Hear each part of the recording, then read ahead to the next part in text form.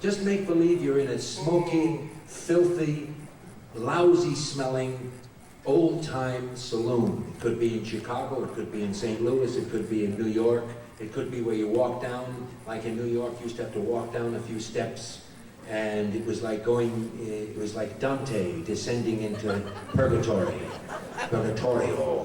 And there was the bartender who looked like a combination of the dog that guarded hell, Cerberus and Charon, the guy who ferried you across the Styx. He looked like both of those combined. And his face liberally larded with grog blossoms. And the little exploded capillaries at the end of his rather sizable nose attested to his fondness for his own product. And then at the end of the bar would always be 2 or 3 gaily dressed maidens, shall we say, who seemed to always be happy. I never could figure it out when I was a kid. They were always smiling, and they always talked to everybody. You know, they didn't need any introductions. Back in those days, you didn't talk to people like nice girls didn't talk to men unless they were introduced. Well, that leaves us out,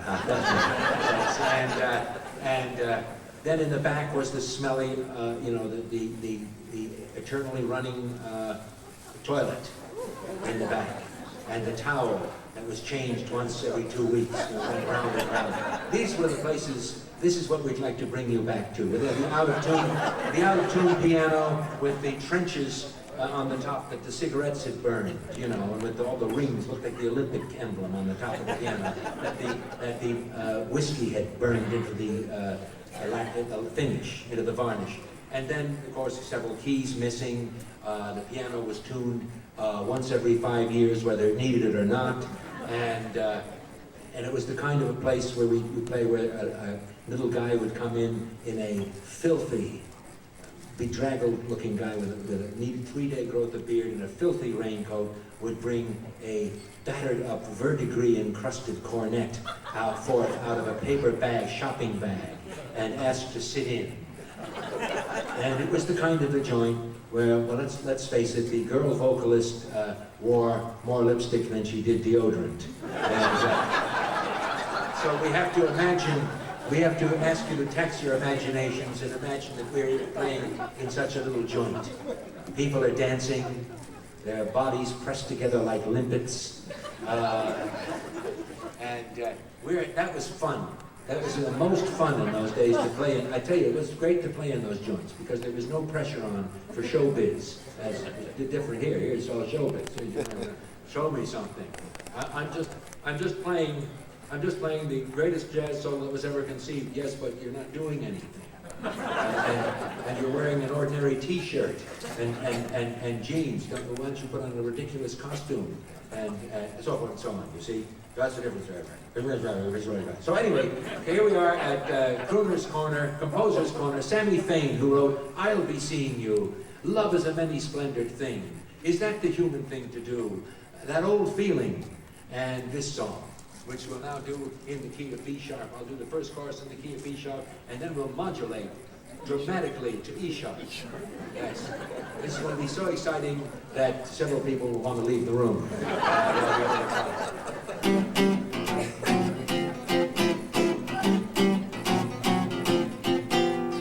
When I take my sugar to tea, I'm as classy as I can be. So I never take her where the gang goes. When I take my sugar to tea, I'm a rowdy dowdy, that's me. She's a high-hat baby, that's she. I never take her where the gang goes. When I take my sugar to tea, every Sunday afternoon, we forget about our cares, rubbing elbows at the Ritz with those junk bomb millionaires. When I take my sugar to tea, we're as classy as we can be. So I always take her to the Renaissance, to the jazz events. When I take my sugar to tea. Oh, pour it on, pour it on.